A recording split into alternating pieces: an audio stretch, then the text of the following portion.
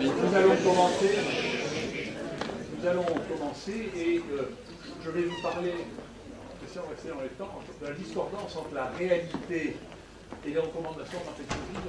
Une fois que je présenterai quelque chose autour de ça, je ne parlerai pas réellement, je ne parlerai pas vraiment de réalité parce que je pense, c'est ma conclusion, qu'il y a plusieurs réalités.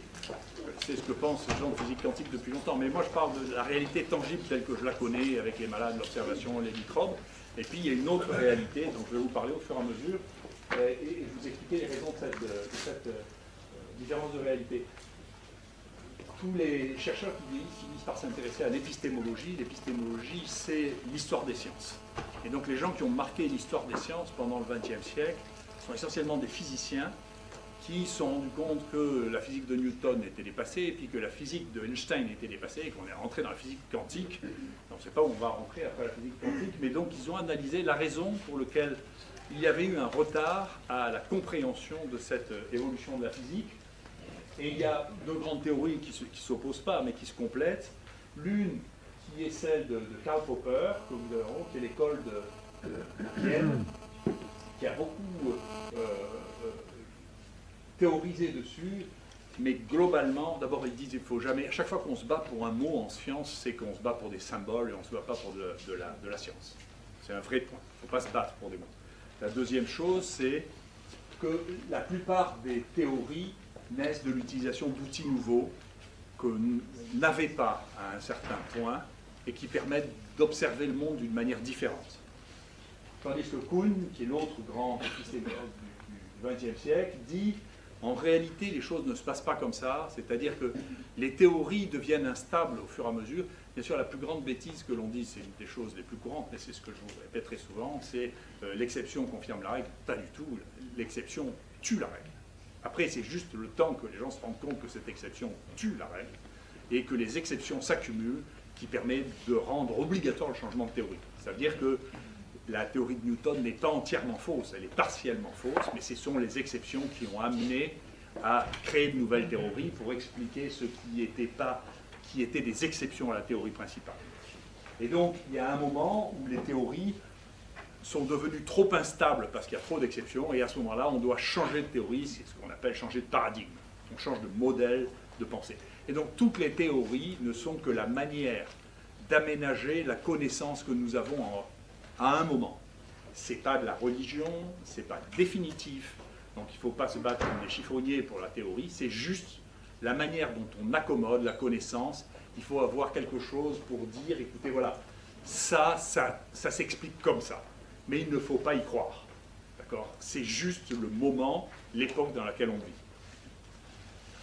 Et donc là, il y a un très joli travail qui a été publié en Nature en 2015, pour dire qu'est-ce qu'on va voir à l'avenir en réunissant des cerveaux brillants. Alors l'avenir est imprévisible, mais vous voyez, on retrouve ces éléments-là qui sont, il faut remettre en question radicalement les anciennes théories, ou poser des questions qui ne se posaient pas grâce à l'observation nouvelle, bien entendu les nouvelles technologies et l'usage de technologies là où elles n'avaient pas été utilisées, ou la création de rencontres entre des gens qui ont des champs différents. Vous voyez, c'est la même chose que disent Kuhn et Popper.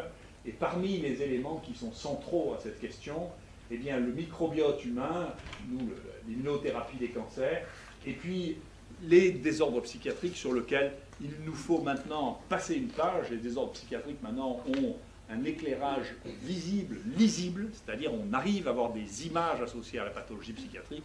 Et pour nous, c'est très intéressant parce que beaucoup de maladies qui sont censées être des maladies infectieuses, surviennent dans des contextes subjectifs sur lesquels ces nouveaux outils vont nous permettre de réfléchir. Et donc, c'est ça ce qui va. Après, le soutien générique de la régénérative médecine, je ne sais pas ce que c'est, je m'en fiche.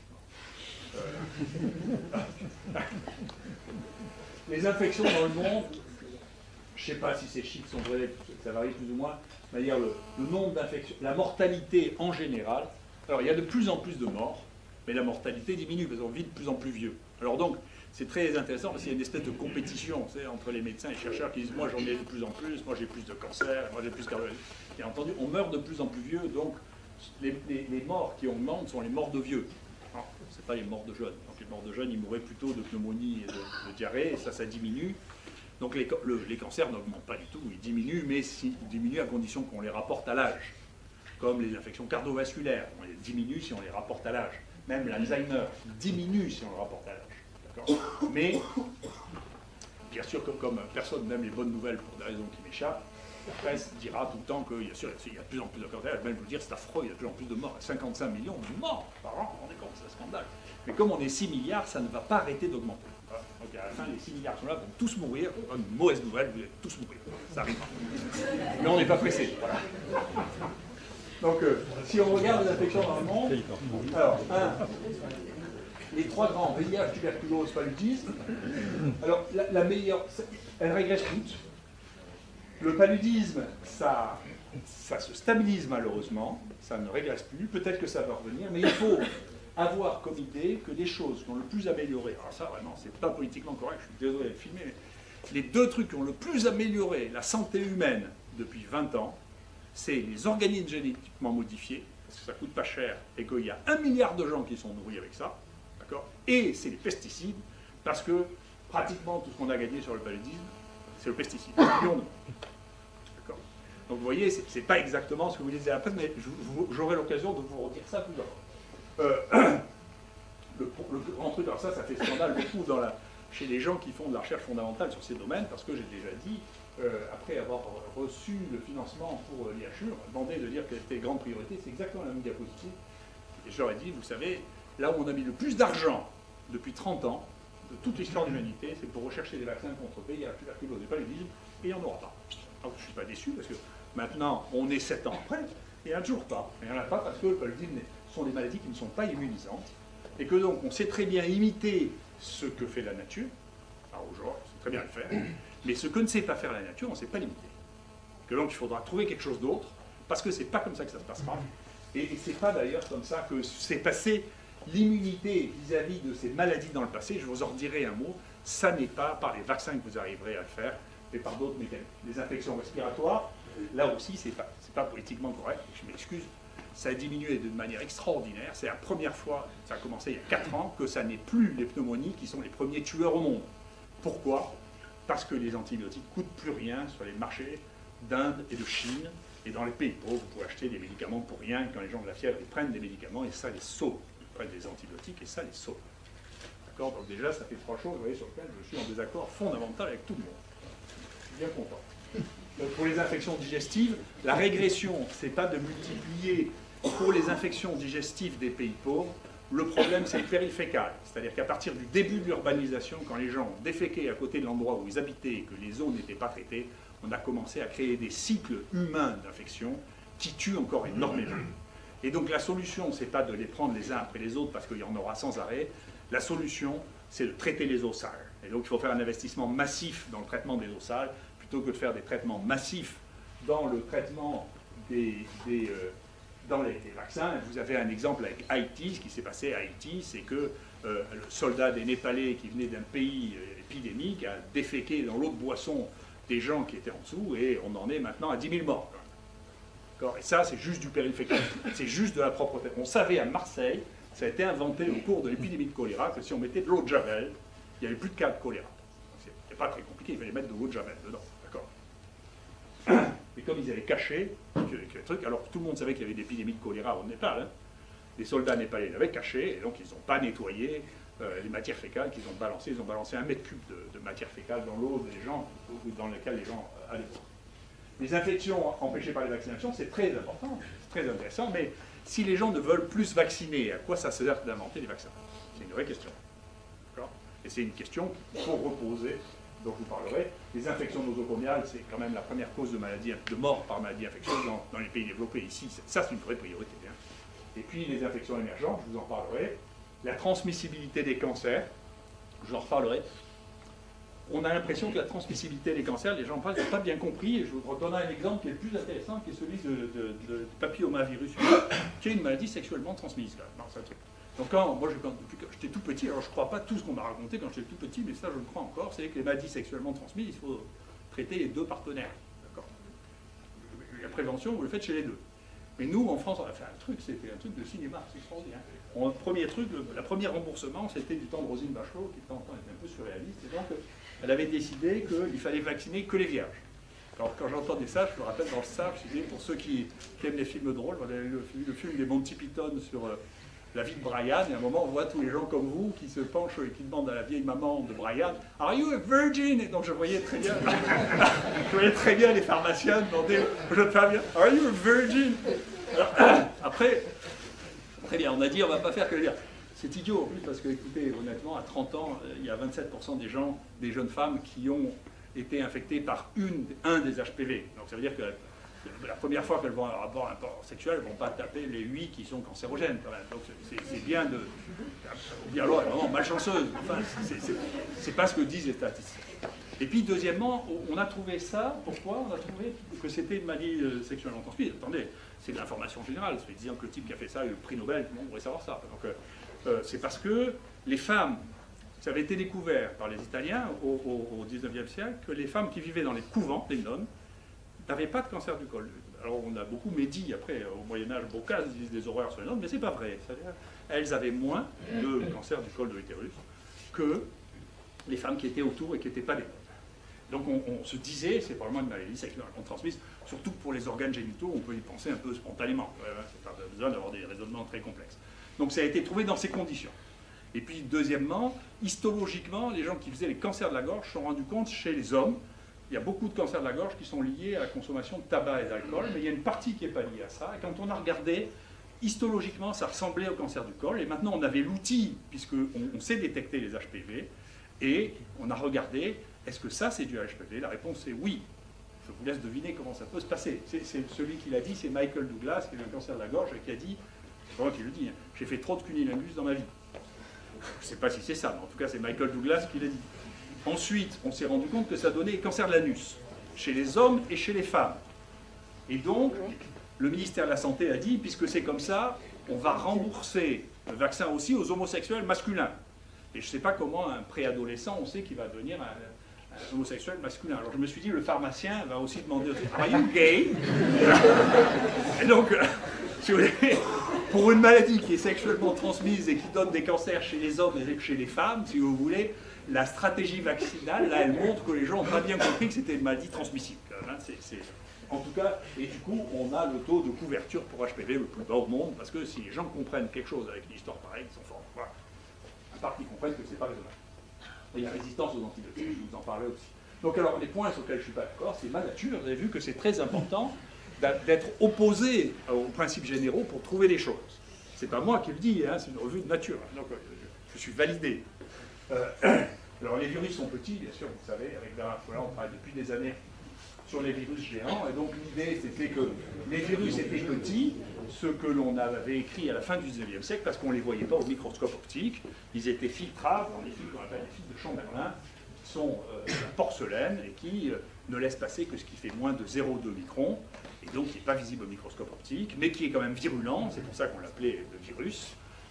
Eh bien, pendant plus de 100 ans, on a considéré qu'un virus ne pouvait pas faire plus de 0,2, et donc, bien entendu, la théorie empêchait même qu'on puisse les voir pour aller rapidement. Vous voyez, quand on a commencé à travailler, c'était un postdoc anglais qui m'avait apporté ça, et vous voyez, on voyait des bactéries à Gram positif. Ces bactéries à Gram positif, à la fin, c'est des virus, des mimi-virus, les premiers des virus géants. Et donc, ça, c'est un joli dessin de Philippe Colson. Vous voyez que là, si vous avez un filtre, et 4 ans ou 5 ans après qu'on ait publié ça, il y avait un papier qui sortait dans Nature sur le virome, filtré à 0,2, et qui est donc passé, par définition, à côté de tout ce qui était les grands virus qu'on retrouvait dans l'autre fraction. Et donc là, la théorie vous empêchez de voir un monde entier. Et ce monde n'arrête pas de progresser et d'avancer. Et ça, c'est le dernier que Bernard a isolé, là, qui est pas un virus, qui est beau comme tout, qui fait plus de 2 microns. Et donc, qui était... Alors, non seulement il y a des virus, mais du coup, il y a des virus de virus, ça c'est le virophage. On a trouvé ça chez l'homme, et puis ensuite, ça c'est d'autres virus géants qu'on a pu retrouver dans le sang, et puis dans des ganglions, et puis dans une lymphadenite, et puis on a pu trouver ça associé à une maladie de Hodgkin, et bien entendu, on ne pouvait pas le voir, puisqu'on avait décidé qu'il n'y avait pas de grand virus. La théorie vous empêchait de réfléchir, et vous empêchait de voir. Et ça, c'est très classique. Alors, ce qui est très intéressant pour comprendre une partie de la vaccination, c'est comprendre les théories actuelles de l'évolution. Les théories actuelles de l'évolution, ça c'est deux des grandes théories de l'évolution. Ça c'est la théorie de la Reine Rouge, ça c'est sorti d'Alice, de Alice au Pays de Merveille, où Alice court à côté de la Reine Rouge et elle n'avance pas. Le paysage ne change pas, elle demande ce qui se passe et la Reine Rouge lui dit il faut courir tout ce que tu peux pour rester à la même place. Ça veut dire que c'est la course, on est dans un écosystème où on court tous. Et si quelqu'un arrête de changer dans cet écosystème, en réalité il disparaît de l'écosystème. Voilà, c'est ça que ça veut dire. Et donc, c'était appliqué ça en particulier aux parasites ou aux bactéries en disant, ben voilà, il y en a une qui utilise un antibiotique, l'autre utilise un enzyme qui inhibe l'antibiotique, mais vous verrez, le point sur lequel ça s'applique le mieux, c'est le parasitisme par des séquences d'acides nucléiques. Et puis ça, c'est le fou du roi, et le fou du roi fait n'importe quoi. Ça veut dire que l'évolution est totalement imprévisible. En réalité, c'est une avance dans tous les sens complètement erratique, qui de temps en temps amène à être adapté à un écosystème momentané, qui ne durera pas. Donc l'évolution n'a pas de sens dans ce point de vue, elle est juste le fait du hasard de la composition d'un certain nombre de gènes dans un écosystème qui lui-même est éphémère. Alors koala, c'est très important le koala parce qu'en réalité dans la biologie des populations, la première résistante de toutes qui a été organisée, c'est celle du cannibalisme. Et donc, le cannibalisme, c'est quoi? C'est, nous passons nos génomes, notre organisation génomique passe sa vie à être envahie par des aliens nucléiques, des acides nucléiques. On passe notre vie à être envahi par ça. Nous, les vertébrés, on a entre 7 et 8%, c'est-à-dire plusieurs dizaines de milliers de rétrovirus qui sont intégrés chez nous. Parfois, et qui représentent très vraisemblablement des rétrovirus qui nous ont attaqués et qu'on a neutralisés, je vais vous expliquer comment. Parfois, leur activité a été conservée, ils ont été détruits, parfois leur activité a été gardée pour être utilisée. Par exemple, les mammifères placentaires, dont nous, il y a une cinquantaine de millions d'années, ont été envahis par des rétrovirus, et c'est grâce à ça qu'on a des placentas. Et c'est pas qu'une fois, parce que les virus qui ont donné les placentas ne sont pas les mêmes chez les vaches, par exemple, que chez les humains ou chez les grands singes. Il y a aussi un rétrovirus dont on sait qu'il est celui qui différencie les chimpanzés de nous. C'est la seule séquence génétique vraiment claire, et on sait qu'elle est surexprimée pendant l'embryogenèse. Que donc une des grandes différences avec les grands singes, c'est l'embryogenèse. Ensuite, il est éteint, mais pendant l'embryogenèse, ces rétrovirus sont activés. Mais ce qui se passe chez les koalas, c'est extrêmement intéressant, parce que les koalas souffrent d'un espèce de sida des koalas qui est dû à un rétrovirus. Il y a aussi des singes, d'ailleurs, comme celui des virus humains. Et ce qui s'est passé, c'est on pensait même, alors ils font des cancers, des lymphomes et des surinfections, comme le sida. Et on pensait que toute la population de koalas allait disparaître. Et il y a 2 zoos aux États-Unis où s'est passé 2 choses radicalement différentes, un à San Diego, un à San Francisco. Et à San Francisco, ils continuent à être malades, à être décimés. À San Diego, ça s'est arrêté. Et ça s'est arrêté pourquoi? Parce que les rétrovirus, c'est leur rôle, se sont intégrés chez cette population de koalas. Dans cette population de koalas, l'intégration s'est associée avec une destruction de l'effet pathogène, et l'intégration s'est associée avec un passage dans les cellules germinales, ce qui fait qu'on transmet ça aux enfants qui sont maintenant naturellement résistants au virus du sida du koala. Et ça, c'est le mécanisme de la résistance des populations depuis le plus longtemps qui existe. Les CRISPR qui sont si à la mode actuellement ne sont que ça. Un CRISPR, c'est une molécule, c'est une série de molécules, un opéron qui comprend la séquence de l'ennemi à côté d'une nucléase et qui reconnaît l'ennemi qui, chez les bactéries ou chez les archées, est un bactériophage ou un plasmide, mais en tout cas, c'est des acides nucléiques aliens que reconnaît les CRISPR. Et, bien sûr, comme on est dans la course aux armements, eh bien, les virus ont inventé des anti-CRISPR qui neutralisent les CRISPR. Mais les bactéries qui sont victimes de virus qui ont des anti-CRISPR ont inventé des anti-anti-CRISPR. C'est là qu'on en est pour l'instant. Je ne sais pas où on ira après. Mais ça veut dire que la résistance des populations a été basée d'abord sur le cannibalisme des séquences, et le cannibalisme des séquences permet d'accrocher les nouveaux ennemis qui ont la même séquence et de les détruire. Et nous, bien sûr, on a regardé si ça existait, puisque nous, on avait les virus, on avait les virophages, eh bien, on a eu la chance d'avoir un groupe de virus qui était résistant à un des virophages, Et on a regardé si on avait la même chose, et oui, on a la même chose qu'on a appelé Minivir, qui est un système de défense adaptative par cannibalisme des virus géants, qui est analogue à celui qu'on voyait chez les CRISPR, et qui est analogue à ce que vous voyez chez les rétrovirus. Donc c'est ça le premier vrai mécanisme de défense. Donc moi, si j'avais une spéculation à faire, c'est qu'il faudrait réfléchir pour les infections HIV, à voir comment on peut réfléchir au cannibalisme de défense chez les sujets en termes de vaccination, plutôt que de chercher à injecter des protéines. Voilà, c'est ce que je pense. La résistance aux antibiotiques va nous tuer. Ça, vous avez ça tous les jours. Alors, la raison pour laquelle on dit ça, c'est parce qu'en réalité, bien entendu, il y a toujours... Les micro-organismes comme nous sont adaptés aux écosystèmes. Alors, les antibiotiques, je vais vous dire une chose terrible. Nous n'avons inventé aucun antibiotique. Les antibiotiques, ça a été inventé il y a au moins 3 milliards d'années par les microbes qui se battent entre eux comme des chiffonniers. Voilà. Ils n'arrêtent pas de se battre. Ils se disputent entre eux, se disputent avec nous. On ne sait pas tous ce qu'ils font. Nous, une des découvertes les plus récentes qu'on a faites, sur lesquelles on est resté vraiment sidéré, parce que c'était dans la littérature, mais vous voyez, si vous ne mélangez pas les champs, vous ne savez pas, eh bien, chez vous, chez chacun d'entre vous, dans votre génome, vous avez 18 gènes qui sont des bêta-lactamases, comme tous les vertébrés. D'accord ? Donc vous voyez que le problème des bêta-lactamases, ce n'est pas vraiment la prescription des bêta-lactamines chez l'homme. Les bêta-lactamines, c'est sécrété par des champignons, c'est sécrété par des bactéries, et maintenant on vient de se rendre compte en plus que c'est sécrété par un espèce de crustacé qui fait de la pénicilline sans qu'on sache pourquoi. Donc c'est compliqué. D'accord ? Et donc, il y a des résistances qui augmentent parce que l'écosystème change, et des résistances qui disparaissent pour des raisons curieuses, probablement essentiellement pour des raisons d'épidémies de clones résistants qui disparaissent. Mais donc, si nous, on regarde à Marseille par rapport à il y a 10 ans, qu'est-ce que l'état de la résistance a fait? Des microbes qu'on isole chez l'homme, eh bien, ils sont moins résistants. Et ils sont moins résistants, pourquoi? C'est parce que ce qui avait le plus résistant il y a 10 ans, c'était les staphylocoques dorés, qui étaient métiers-résistants. C'était les entérocoques qui étaient résistants à la vancomycine, que la résistance à la vancomycine a disparu, et que celle des résistances au staphylocoque doré a été divisée par 4. Alors, bien entendu, il y a d'autres résistances qui sont apparues, la résistance à l'IPNM chez les grammes négatifs, mais il faut se méfier, là aussi, des messages extraordinaires. Il y en a un qui m'a beaucoup amusé, beaucoup intéressé, auquel j'ai répondu, hein, dans un contre-article, avec une communication de l'OMS, on va tous mourir demain de la gonocoxie. C'est pas excessif, hein, parce que pour moi, la gonocoxie, il faut vraiment en faire beaucoup. Parce que, et pourquoi? Parce que les gonocoques sont devenus résistants aux 3 antibiotiques qui servent à soigner les gonocoques. Les 3, c'est la rocéphine, la ceftriaxone, la doxycycline et l'azithromycine. Très bien. Non, pardon, les quinolones et l'azithromycine. Très bien. Mais en réalité, les gonocoques, c'est extrêmement sensible à une quinzaine d'antibiotiques. Mais il y a 20 ans, on a décidé que les antibiotiques recommandés, quand il n'y avait aucune résistance, pour traiter les gonocoques, c'est ces 3-là.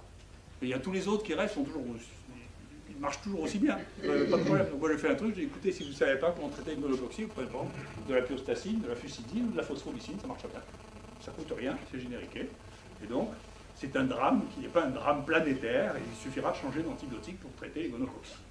Ce sont des antibiotiques qui sont entièrement anodins. Donc vous voyez comment un truc peut partir, je reviendrai dessus, c'est-à-dire complètement déconnecté de la réalité, c'est-à-dire une construction qu'on fait à partir de quelque chose qu'on considère comme étant la réalité, et qui n'est en réalité que ce que l'on a recommandé il y a 20 ans, quand le problème se posait de manière entièrement différente. Enfin, toujours est-il que chez nous, on a beau regarder comme dans le désert des Tartares, on ne voit pas arriver de drame de résistance bactérienne. Et donc, en particulier, le deuxième problème est lié au fait qu'on a un vrai problème, là, sociétal, qui est que le XXe siècle a été vécu dans la médecine comme étant à toutes les questions, on devait répondre par l'innovation. Parce qu'on était au début de l'histoire. Tandis que maintenant, on a un patrimoine. Mais ce patrimoine, on a créé un modèle économique capitalistique qui ne rend pas possible l'exploitation du patrimoine. On ne peut exploiter que l'innovation, c'est-à-dire que quand vous avez un médicament, vous pouvez l'exploiter pendant 20 ans, ensuite il ne rapporte plus rien à personne, donc personne ne fait plus d'études, vous n'êtes même pas sûr de pouvoir vous approvisionner, c'est le cas de l'oxycycline qu'on utilise beaucoup, pendant 8 mois, d'ailleurs, elle n'a pas eu du tout, parce que je sais pas, on a acheté ça en Inde, et puis en Inde, ils n'ont plus voulu en produire, puis ça ne rapporte pas assez, et donc vous vous retrouvez dans une situation qui est infernale, qui est parce qu'il n'y a pas de modèle économique pour les médicaments qui ont plus de 20 ans, ces médicaments disparaissent alors que la plupart du temps, on en a toujours besoin et que même ceux qu'on propose de nouveau ne sont pas nécessairement meilleurs que ceux que nous avions. Donc on a un vrai problème politique économique. Ce serait plus intéressant qu'on s'intéresse à ça. Par exemple, sur les molécules qui sont qui ont une activité antibiotique spécifique. En France, on en a à peu près 50%, on est parmi les mieux dotés, mais la Suisse, qui a beaucoup investi dans les médicaments, elle n'a que 35% des molécules efficaces disponibles sur le territoire. D'accord? Donc ça veut dire qu'on méprise, et je vous rappelle, ce n'est pas nous qui les avons inventés, les antibiotiques, c'est les bactéries qui les ont inventés. Donc la capacité à en trouver de nouvelles, une capacité relativement limitée, au moins pour les antibiotiques à large spectre. Et alors pourquoi ça ne marche pas? Alors ça c'est la même théorie sur Alice. C'est pourquoi est-ce qu'en réalité la résistance des antibiotiques n'est pas prévisible? C'est qu'à chaque fois que vous avez 3 êtres vivants qui pensent différemment, en réalité vous ne pouvez pas prévoir ce qu'ils vont faire. Donc là c'est Alice qui joue au croquet, vous voyez, un flamant rose et c'est un hérisson qui fait la boule. Et entre Alice qui a son idée, le flamant rose qui bouge la tête une fois d'un sens à l'autre, et le hérisson qui pense à autre chose, elle n'arrivera jamais à mettre le hérisson là où elle pensait qu'elle le mettait. C'est parce qu'il y a trop de variables, quand vous voyez 3 êtres vivants différents qui sont en jeu, il y a trop de variables, et c'est ce qui se passe avec la résistance, c'est pour ça qu'on ne comprend rien. On ne comprend rien à leur augmentation, on ne comprend rien à leur diminution. Il y a trop de paramètres, c'est trop multiparamétrique. Alors, quelques éléments qui sont, voilà, les faits scientifiques, la prophylaxie pour les infections bucco-dentaires, on a fait ça pendant 50 ans. Alors, si vous voulez économiser les antibiotiques, je veux dire, il y a des moments où vous devez les dépenser plus, des moments où vous les économisez. Ça ne sert à rien. C'est une déduction, ça a basé sur une faute scientifique majeure qui est l'absence de contrôle négatif. C'est-à-dire, on trouve au début du siècle que les endocardites, et surtout des bactéries qui sont des streptocoques d'origine buccale, on dit tiens, ça doit venir quand alors, les gens avaient les dents beaucoup plus altérées à cette époque que maintenant, ça a beaucoup diminué les endocardites avec streptocoques buccales. On a plutôt des endocardites de sujets âgés qui sont plutôt des endocardites de bactéries qui viennent du tube digestif. Ben, quoi qu'il en soit, on regarde, on dit alors si c'est ça, écoutez, quelqu'un qui a des dents en mauvais état, si on lui fait des soins dentaires, est-ce que ça donne des bactériémies? On fait des hémocultures à des gens qui ont fait des soins dentaires, on trouve strepto, oui, c'est ça, qui donne les endocardites, c'est les soins dentaires, et donc il faut donner des antibiotiques pendant les soins dentaires.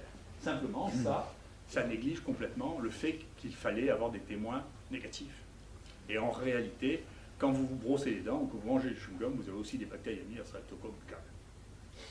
Et donc, quand vous faites l'antibioprophylaxie seulement pendant les soins dentaires, vous protégez pendant moins de 1/1000e du temps où il y a un risque. Donc, ou bien alors, il y a vraiment des risques, il faut mettre des gens sous pénicilline à vie tout le temps, ou leur arracher toutes les dents, enfin, souvent, ils ne sont pas d'accord. Ou bien alors, il n'y a pas plus d'intérêt à le faire au moment où on leur fait les soins dentaires que quand on ne leur fait pas de soins dentaires, parce qu'il y a des bactéries tout le temps. Pas de contrôle négatif, aucune évidence que ça a marché la prophylaxie, aucune. Mais c'est un travail incroyable d'essayer de sortir de ça. Il n'y a que les Anglais qui ont fait ça dans NICE en disant on ne fait plus l'antibioprophylaxie. Traitement des angines à streptocoque. Alors ça, c'est venu des sciences humaines et sociales, c'est cette jeune femme qui avait fait ce travail en présentant un travail très intéressant sur l'aversion au risque des médecins et leur adaptation aux recommandations. Le résultat était paradoxal, mais c'est pour ça qu'il faut mélanger les champs. Et donc je l'écoutais à la réunion d'infection consulte. Elle dit, tiens, ceux qui ont plus d'aversion au risque, qui sont en général des bons médecins. Un médecin ne doit pas vouloir prendre des risques pour ses malades. C'est un bon médecin, il doit être prudent. Et donc, ceux qui ont plus d'aversion au risque, ils ne suivent pas les recommandations dans les angines. Alors, qui c'est qui avait raison? C'est les médecins. C'est les recommandations qui sont idiotes. Pourquoi? Parce que les recommandations, c'était, on fait un streptotest et on teste ceux qui sont positifs et pas les autres. Et c'est idiot. Pourquoi? Parce qu'on s'en fout de traiter les angines à streptocoque. D'abord, le traitement ne raccourcit pas vraiment les choses. Deuxièmement, on fait ça à cause du rhumatisme articulaire aigu. Mais il n'y a plus de rhumatisme articulaire aigu depuis 30 ans. La dernière étude qui a été faite en France, qui était une étude rétrospective, ils avaient réussi à avoir 20 cas sur toute la France. Et dans les 20 cas, il y en avait seulement 1 sur 2 qui avait une angine. Et sur celui qui avait une angine, il y en avait 1 sur 2 qui avait reçu l'antibioprophylaxie. Si avec ça, vous arrivez à avoir une recommandation pour les antibiotiques, vous êtes fort. Alors, on regarde la littérature avant. Qu'est-ce qu'il y avait? Il n'y a rien. C'est pas vrai. C'est juste pas vrai. Voilà. Mais la conséquence qui est extraordinaire, c'est pour ça que les médecins qui étaient prudents avaient raison, c'est qu'il y a une émergence de phlegmons de l'amygdale qui sont dus à Fusobacterium necrophorum, parce que si vous faites juste le streptocoque et qu'il ne l'a pas, et qu'il a Fusobacterium necrophorum, il va faire un phlegmon. Donc les bons médecins, ils faisaient, les angines graves, on les traite, les angines qui ne sont pas graves, on ne les traite pas. C'était de la médecine empirique raisonnable. Et donc, le streptotest, en réalité, a entraîné une augmentation significative des phlegmons de l'amygdale. C'est intéressant. C'est le scientisme, ça, ouais. Probiotiques et antibiotiques. Alors, c'est ce que je vous disais, les antibiotiques, ça vient des microbes. Donc une partie de l'activité des probiotiques, bien entendu, c'est les antibiotiques, et on utilise les probiotiques et les antibiotiques depuis très très longtemps, depuis avant la Deuxième Guerre mondiale, pour faire grossir les animaux. On s'est rendu compte que 8 à 10% du poids des animaux, quand on prend les veaux, les jeunes porcs et les poules, grossissent avec ça. Et donc, on continue à donner des antibiotiques. En France, on déguise un peu les trucs. On n'a plus le droit de leur donner comme facteur de croissance. On n'a plus le droit de faire ça, mais comme on a le droit de leur donner en prophylaxie s'il y a une épidémie, ils se font faire des ordonnances d'épidémie et ils traitent comme ça. Ce qui veut dire que la diminution des antibiotiques dans l'élevage en France n'est pas très, très significative. Mais aux États-Unis, c'est toujours pas interdit. Ils continuent à faire le truc. C'est d'ailleurs un objet de négociation entre la France et l'Amérique pour empêcher l'importation de viande américaine. C'est faites des antibiotiques, donc vous n'avez pas le droit d'importer en Europe. Donc c'est une des questions. Mais les probiotiques, maintenant, sont utilisés en Europe, officiellement, depuis 1972, pour faire grossir les animaux. Donc, est-ce que c'est les mêmes souches, les mêmes choses que nous, on reçoit? C'est une question qui n'est pas élucidée. Mais du coup, ça nous a amené à regarder la vancomycine, c'est ce qui rend les dindes géantes. En réalité, chez eux, ça s'appelle l'avoparcine, qui est un antibiotique très proche. Donc ça les fait grossir, il y a une énorme dinde. Et donc, on a regardé si la vancomycine chez l'homme, ça fait la même chose. Et donc justement, on a des endocardites qu'on traite pendant 6 semaines avec la vancomycine. Et la réponse, c'est oui, chez les hommes de 65 ans, il y a une augmentation significative de l'obésité dans l'année qui suit. Il faut faire attention. Quand on les traite comme ça, il faut leur dire de faire un régime, de faire attention, parce qu'il y a une chance vraiment réelle de devenir obèse.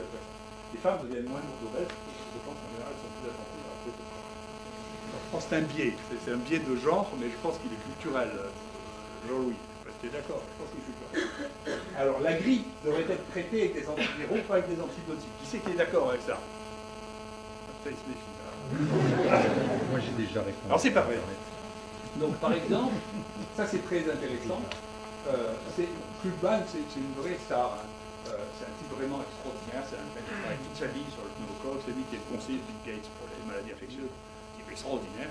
Et donc, ce qu'il a montré, c'est que la vaccination contre le pneumocoque protégeait de la grippe. C'est quand même étonnant. Donc là où vous avez une vaccination anti-pneumococcique, vous faites moins de diagnostics de grippe. Peut-être qu'il y a autant de grippe, on n'en sait rien du tout. Mais en tout cas, il y a moins de grippe diagnostiquée, donc moins de grippe grave. Pourquoi? Parce qu'en réalité, la sévérité de la grippe, elle vient de l'association avec les bactéries.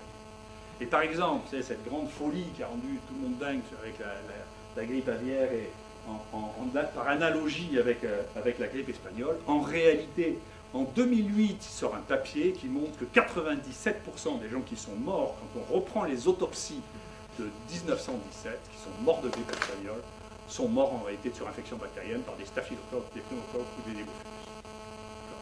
Donc la réponse, est-ce qu'il faut donner des antibiotiques à la grippe? C'est oui, il faut donner des antibiotiques aux grippes sévères. Les grippes qui traînent, en particulier chez les restes, bien entendu, ils meurent de ça. On a eu, il y a 2 ans, un médecin, 45 ans, mort de septicémie, à streptococcinose sur une grippe, un médecin a pris d'antibiotiques. Actuellement, il y a encore 50% la seule série qu'on connaisse vraiment d'autopsie, c'est en Espagne. 50% des gens qui meurent de grippe meurent avec une surinfection bactérienne. Donc l'idée qu'il ne faut pas donner d'antibiotiques dans les grippes est un fantasme. Il y a même des travaux, y compris sur le virus respiratoire syncytial, où si vous regardez s'il y a de l'ADN bactérien dans le sang, eh bien, vous trouvez 10% des gosses qui se présentent avec VRS qui ont de l'ADN bactérien dans le sang, et ça a une valeur à la fois pronostique et c'est significativement associé à l'hospitalisation. Donc il y a un couple virus-bactérie. Tous les gens qui connaissaient les médecines tropicales il y a 40 ans savaient ça. Enfin, les rougeoles mouraient de surinfection pulmonaire bactérienne, c'est de ça qu'on dit. Donc on sait ça, bien entendu. Il n'y a pas une dichotomie aussi simple entre les maladies virales. On me dirait les antiviraux. Eh bien, les antiviraux, ça ne marche pas. C'est embêtant parce que ça ne marche que si c'est donné le premier jour, ou en prophylaxie, et dans le traitement des grippes, ça marche pas. Donc vous voyez, qu'est-ce qui marche le mieux dans la grippe? Qu'est-ce que vous devez prendre si vous avez une grippe? Vous devez prendre des antibiotiques que des neuraminidats. Tout ça coûte moins cher. Alors, les vaccins sont tous bons. Pour ça, je vous avais dit, la pandémie, le truc de Krugman sur le rôle de la vaccination antibiotique, c'est un vaccin absolument merveilleux, extraordinaire. Après, poser une question, il faut bien qu'à temps vous répondiez. je vais vous poser une question pour savoir si vous êtes pour ou contre les vaccins. Qui est contre les vaccins? N'ayez pas peur, à la caméra, il y a quoi? Qui est pour les vaccins? Bon, c'est une question idiote, il ne faut pas y répondre. Moi, je la connaissais. La réponse, non, pas de monsieur le professeur Raoult, il faut parler avec respect parce que de quoi parlez-vous donc? Vous parlez de quel vaccin, dans quel pays, pour qui et dans quelles circonstances? Alors là, on commence à parler de manière intelligente. On ne dit plus de bêtises. D'accord. Alors je vais vous donner des exemples. Par exemple, en France, le BCG, pas plus maintenant qu'avant, mais je vais montré son utilité et ça marche pas. Diphtérie et polio, honnêtement, la poliomyélite, pour vous dire une chose, est-ce que c'est bon ou mauvais? En France, depuis 40 ans, le seul que j'ai vu, moi, en pédiatrie, les seuls cas de poliomyélite que l'on ait eu, c'est des poliomyélites vaccinales avec le vaccin vivant. Les seuls. Il n'y a pas de poliomyélite autochtone. Vous ne pouvez pas dire que c'est toujours bon, quand même. Donc en France, c'est un des domaines dans lequel on a été à peu près raisonnable. Ça fait une dizaine d'années qu'on a arrêté le polio vivant, et l'OMS, ils ont arrêté juste l'année dernière. Et il y a eu une épidémie de polio vaccinale au Mexique, il y a 2 ans de ça. Pourquoi? C'est parce que le polio 1 a complètement disparu. Le polio 2 n'a plus, et donc il est considéré comme éradiqué par tout le monde. Le polio 2, il n'y en a pratiquement plus. Et le vaccin contre le polio 2, si vous regardez comment il a été fait, il y a 3 bases de différence entre la souche vaccinale et la souche virulente. Donc la réversion, on peut vous dire, c'est extrêmement facile. Il reste du polio 3, et le polio 3, il ne reste que dans 3 pays, le Pakistan, l'Afghanistan et le Nigeria. Et pourquoi il reste là? Alors ça, c'est un truc absolument extraordinaire. Ça, c'est la CIA, qui panique là. La CIA, pour trouver Ben Laden, a fait une fausse campagne de vaccination pour l'hépatite B, avec un médecin pakistanais, sans prévenir le gouvernement pakistanais, pour avoir des piqûres au bout du doigt, pour faire de l'analyse génétique, pour essayer de retrouver et de localiser. Au moins, c'est ce qu'ils ont dit. Ils ont dit ça, ils ont employé ce médecin. Comme les Américains sont les Américains, ils ont fait un film en disant, regardez, on est cow-boys, on est les meilleurs au monde, on a fait l'opération Geronimo, qui a circulé sur tout le monde. Et les gens ont dit, attendez, mais ils nous font des vaccinations, ils font des vaccinations pour nous traquer. Il y a actuellement eu 100 personnels vaccinaux au Pakistan qui ont été tués pour la vaccination pour la poliomyélite. Donc on n'arrivera pas à éradiquer la poliomyélite dans cette zone-là. Donc il faut faire attention, il ne faut pas trop jouer avec les vaccins pour des intérêts immédiats. Je ne sais pas si vraiment le terrorisme a diminué après la mort de Ben Laden. Je ne suis pas sûr de l'efficacité de ça. Donc ça a été vraiment un point qui a été très important. Et au Nigeria, pourquoi? C'est parce qu'au Nigeria, les gens ont pensé que la vaccination systématique contre la poliomyélite était destinée à les rendre impuissants pour pas qu'ils fassent d'enfants, pour limiter la progression démographique africaine par les Américains. C'est ce qu'ils pensent. Et pour vous dire une chose, vous parlez d'actualité, Boko Haram, ça a commencé comme ça. D'accord? Donc ça a vraiment eu des liens, il faut faire attention. La vaccination, c'est un geste qui est particulier, il faut avoir l'adhésion des populations puisqu'on vaccine des gens qui n'ont rien. On les traumatise avec quelque chose, ils n'ont rien, donc il faut vous fasse confiance. Si vous perdez le lien de la confiance, soit parce que ce que vous faites n'est pas raisonnable, soit parce qu'ils pensent que vous faites quelque chose pour un autre but que ce que vous leur donnez, vous perdez ce lien. Alors ça, c'est des vaccins qui sont utiles et qui ont été accusés de donner des accidents neurologiques sans qu'il y ait du tout d'évidence, la sclérose en plaques et l'hépatite B, l'autisme et la rougeole, l'encéphalite et le vaccin contre la coqueluche, le Guillain-Barré et la grippe, l'impuissance et le vaccin contre la polio, la sclérose en plaques maintenant et HPV. Mais en même temps, il y a des vaccins qu'on n'avait pas du tout prévus et qu'on a vus. La myocardite, d'après le fait que les Américains, pour leur personnel, aient refait de la vaccine dans l'espèce de folie de bioterrorisme qui a été prise avant la guerre d'Irak, une centaine de morts, pour une maladie qu'on ne connaissait pas, qui était la myocardite de la vaccine. Les narcolepsies avec le vaccin avec adjuvant, qui a été une découverte, on ne savait même pas que ça pouvait donner une narcolepsie. En tout cas, c'est vrai. Et puis il y a des vaccins qui ont toujours été mauvais. Moi, je les ai vus, la plupart des gens de mon âge ont vu quand on travaillait dans l'hôpital, on faisait le vaccin contre la typhoïde, la TAB, c'est de l'injection pure d'endotoxine, ça n'a jamais marché, je trouve que jamais personne n'a montré que ça marchait, mais ça faisait un mal de chien, c'est terrible, c'est juste une injection de toxine dans le bras. Donc c'est pas vrai qu'ils sont tous bons, donc on est d'accord. Il faut savoir de quoi on parle. D'accord? À quel moment? Pourquoi? Donc c'est pas une solution universelle. Je vous reparle de ça, et vous voyez donc du coup, cette situation qui fait que, vous voyez, on ne peut plus parler des vaccins d'une manière qui soit raisonnable, fait qu'actuellement, la réflexion sur l'obligation vaccinale n'est plus une réflexion qui est pertinente en termes de santé publique, mais qui est une réflexion qui est basée sur la certitude qu'il y a des choses qui sont bonnes, toujours bonnes, et des choses et qu'on n'a pas le droit de discuter. Mais vous verrez, une maladie comme je vous en reparlerai, la rougeole. Moi, je suis sûr qu'il faut vacciner contre la rougeole. Le problème de la vaccination contre la rougeole, c'est qu'on a surestimé la valeur de la vaccination contre la rougeole. Et on pensait qu'une injection suffisait, puis on dit compte qu'il va falloir les 2. Et maintenant, on se rend compte que 20 ans après, les gens sont redevenus sensibles à la rougeole. Donc, il faut probablement changer de modèle, c'est-à-dire au lieu de s'acharner à avoir une vaccination généralisée à 100%, il faut faire comme a été fait l'éradication de la variole, des stratégies d'encerclement, c'est-à-dire à chaque fois qu'il y a de la rougeole, il faut vacciner tous les gens qui n'ont pas eu une rougeole naturelle. Moi, je m'en fiche, j'ai eu la vraie rougeole, donc je suis immunisé. Mais les gens qui ont été vaccinés d'après la rougeole, ceux-là, on ne connaît pas leur état de résistance, et même la mesure des anticorps, on l'a eu dans le laboratoire, ne prédit pas que vous ne ferez pas une rougeole. Donc il faut vacciner, il faut encercler, et en particulier le personnel de soins, qui a 17 ou 18 fois plus de chances d'avoir une rougeole que les autres du fait de leur surexposition. Mais peu importe, la rougeole, ça fait, ces dernières années, ça fait 500 à 600 cas, un mort par an. Vous savez combien ça fait la varicelle de cas par an? Vous avez une idée? 750 000. Pas de projet vaccinal. C'est intéressant. Rotavirus, 200 000, un tiers des gastro-entérites sont hospitalisés, pas de projet vaccinal. Aux États-Unis, tout ça c'est obligatoire. La grippe chez les enfants, plusieurs morts par an. Pas un. Pas de projet vaccinal chez les enfants. C'est intéressant de voir la discordance.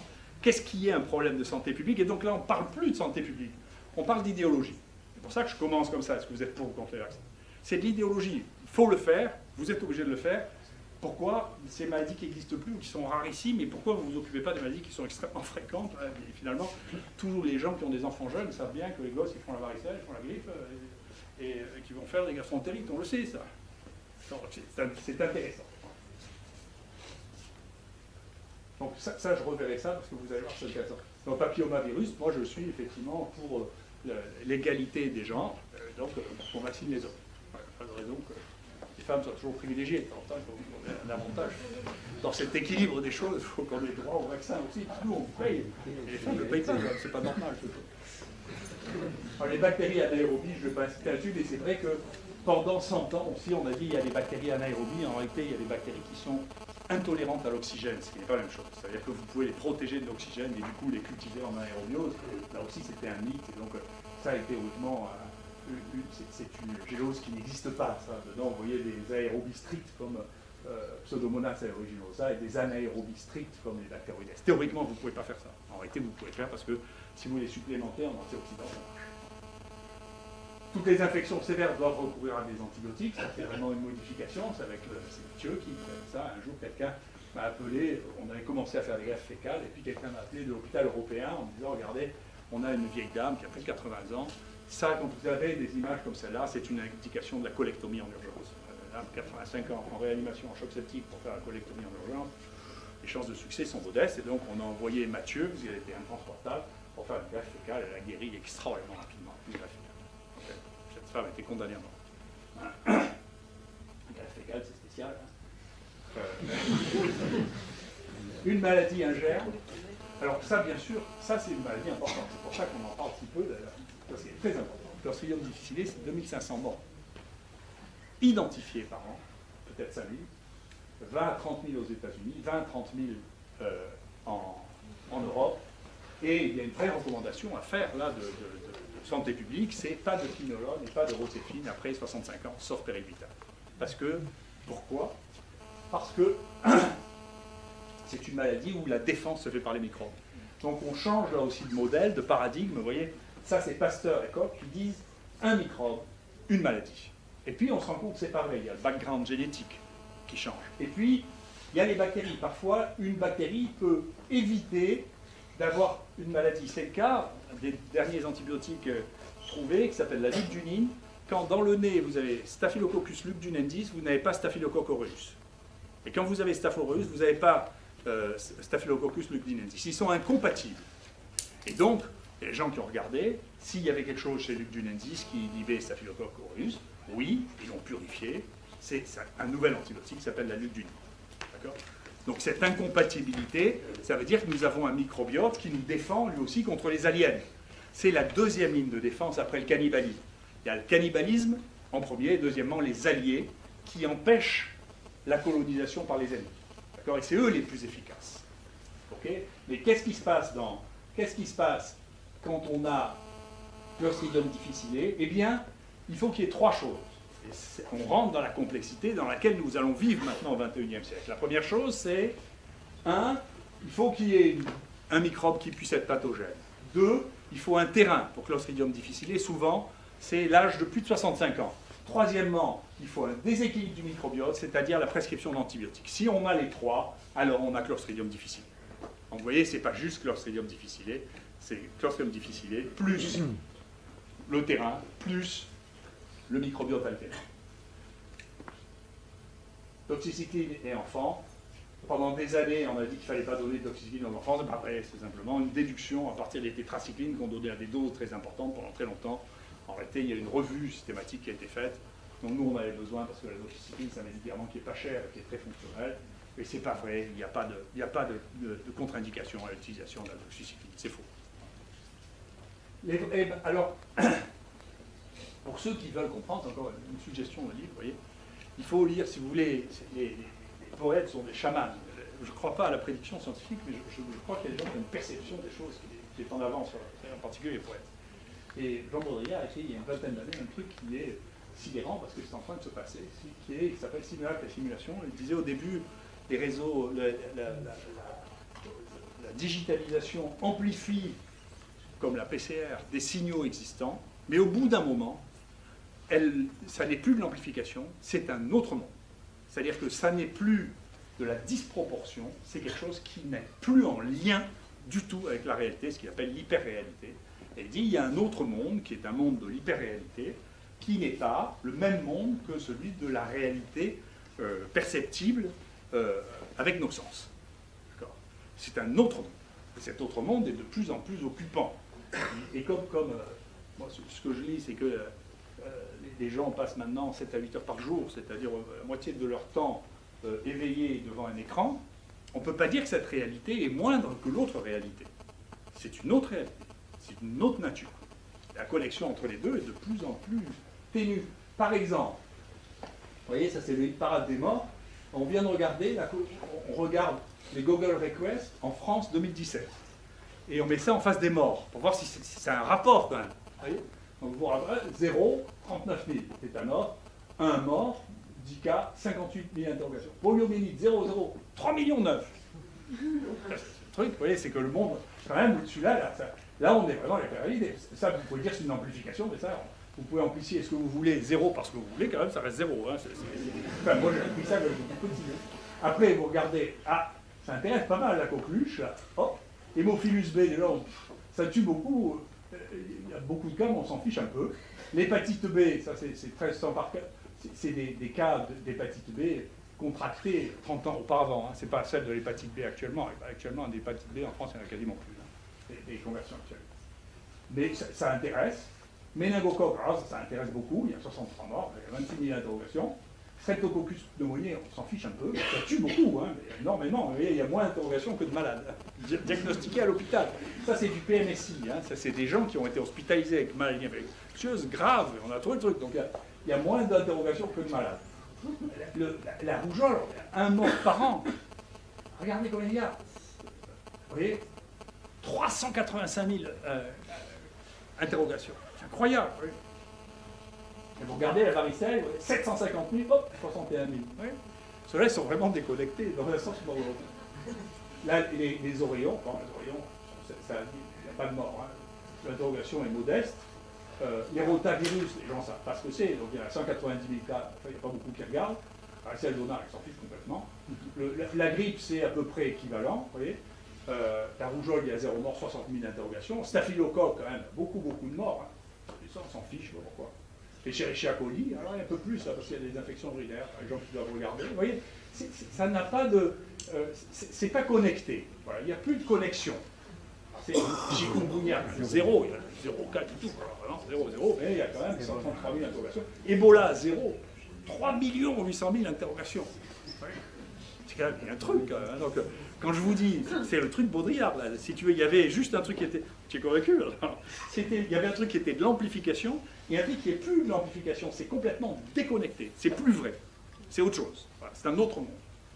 Et donc, comme en réalité beaucoup des décisions politiques sont prises sous l'influence de ce qui est rapporté dans la presse, qui elle-même rapporte ce qui est rapporté dans les réseaux sociaux ou les interrogations Google, eh bien, vous pouvez avoir des recommandations qui sont complètement déconnectées de ce que moi j'observe, en tout cas. Je ne dis pas ce qu'observent les autres, parce qu'on a des sens qui sont variables, et donc nos observations sont différentes. Donc les vraies maladies émergentes, qu'est-ce que c'est? Quand même, il faut que vous ayez une idée de ce que sont les vraies maladies émergentes. Les vraies maladies émergentes, c'est aucune des choses, pour ce qui nous concerne, dont vous avez entendu parler. Donc si vous regardez, sur 20 ans, il faut rajouter la maladie de la vache folle, la grippe aviaire, le chikungunya, plus le SARS, plus le MERS coronavirus, des morts de tout ça, depuis 15 ans, il y en a eu 2 en France, de tout à la fois. C'est pas terrible quand même, hein. C'est pas très successful. Ça fait très peur, mais là, encore une fois, c'est de l'hyper-réalité. En réalité, les trucs qui sont vraiment ce qui émerge dans la pensée grâce à la génomique, et un nouvel outil nous fait penser différemment, c'est que les espèces bactériennes, ça ne veut rien dire. La définition d'une espèce bactérienne, grosso modo, c'est aussi vieux une espèce. Escherichia coli, c'est l'équivalent de l'ensemble des mammifères. Donc quand vous dites Escherichia coli, c'est comme si vous disiez j'ai vu un mammifère. Mais les mammifères ne font pas tous pareil. Hein. Donc c'est pas vrai comme définition. Et donc dans cette définition, on est en train de caler.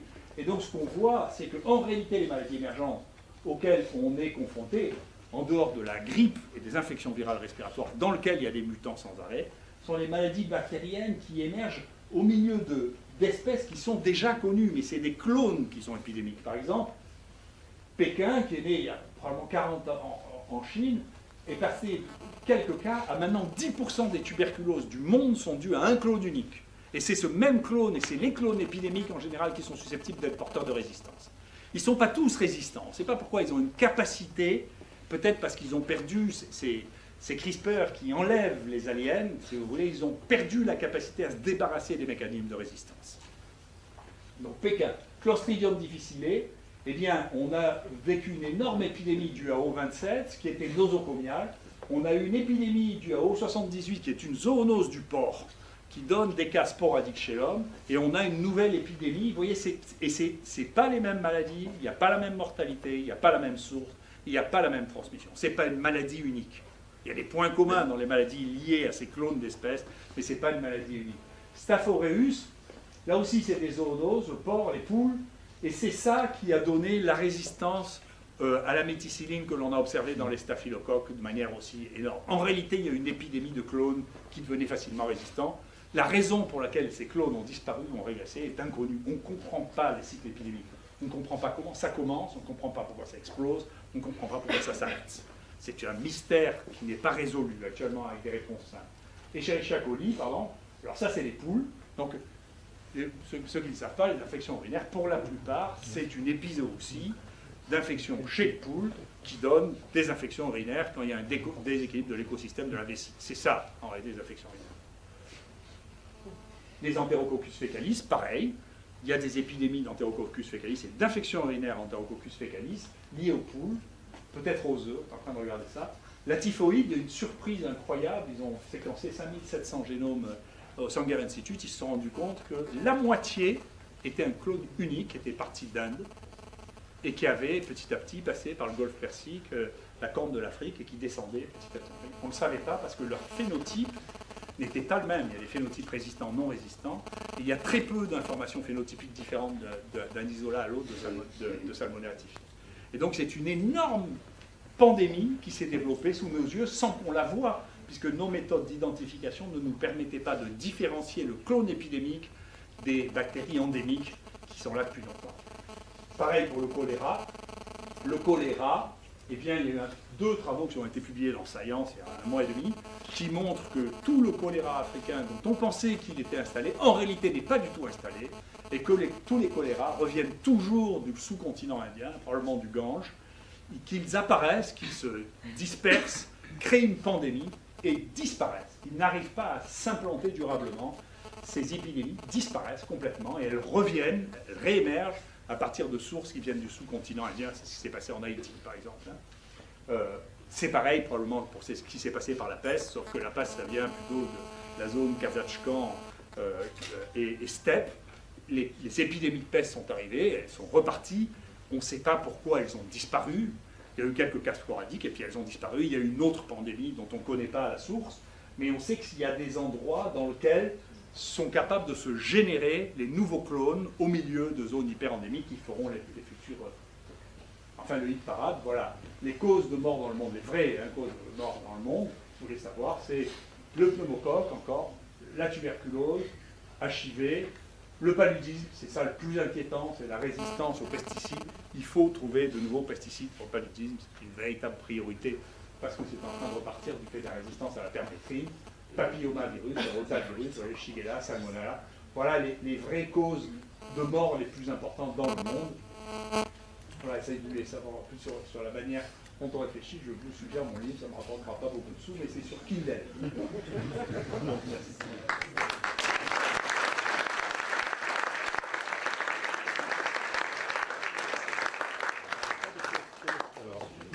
Tu as appris des choses sur Oui, bien sûr. Bien sûr. Et c'est un mécanisme général, le cannibalisme, c'est un mécanisme général. Personne n'appelait ça le cannibalisme. Moi, j'appelle ça le cannibalisme parce que j'avais lu un truc sur l'interprétation de Lévi-Strauss. Parce que Lévi-Strauss s'est posé la question de savoir, le grand truc quand les Européens sont allés rencontrer d'autres peuples, le grand truc, une des bonnes raisons pour les éliminer ou pour les convertir, ça a été le cannibalisme, qui est interdit dans une partie de l'Europe depuis un certain temps. Et donc, Lévi-Strauss, qui cherchait à regarder ce que signifiaient les différences entre les civilisations, a, pour la première fois, réellement expliqué que le cannibalisme, c'était la force de l'adversaire. Prenez la force de l'adversaire, c'est ce qui s'est passé avec le kourou, la maladie de la vache folle, c'est parce que les gens mangeaient le cerveau, en Papouasie, mangeaient le cerveau des gens pour prendre leur intelligence, pour prendre leur force. Donc le cannibalisme était quelque chose de très rituel et qui était quelque chose qui était... Donc les deux mécanismes étaient...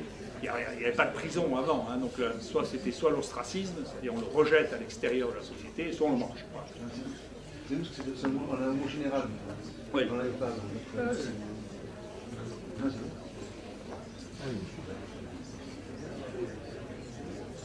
C'est bon? Oui. Tu as parlé du koala. Qu'est-ce qui fait que le koala est résistant finalement? Qu'est-ce que ça nous apprend lui, par rapport à ce qu'on sait sur les notions anti-HIV? Ce que ça nous apprend, si tu veux, c'est que... tu vas me comprendre tout de suite parce que c'est de la déduction.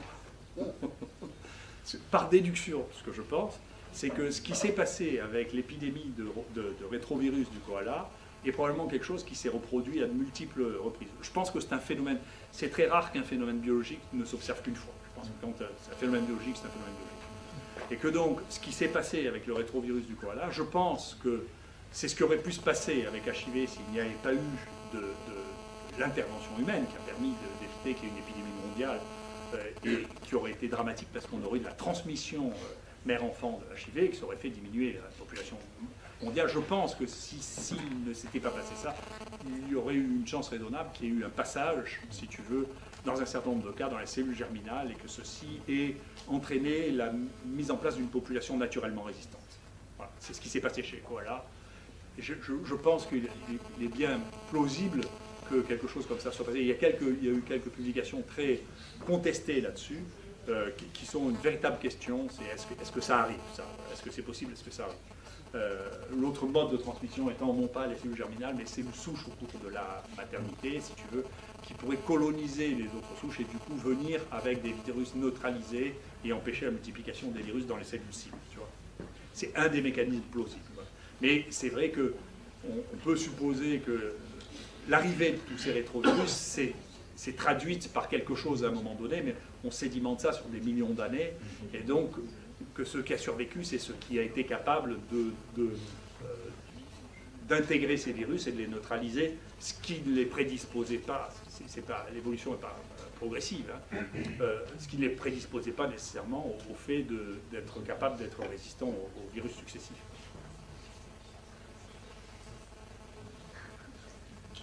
C'est tout, c'est bon? Allez.